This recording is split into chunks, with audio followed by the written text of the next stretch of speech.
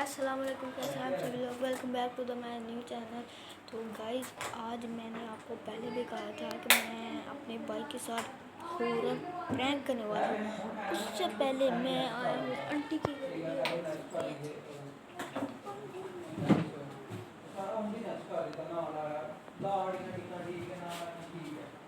ये हम आ चुके हैं आंटी के घर पे। ये मेरा ब्रदर है। अरे ब्रदर, ये देख सकते हैं। तो यहाँ मुझे ये समझ नहीं आ रही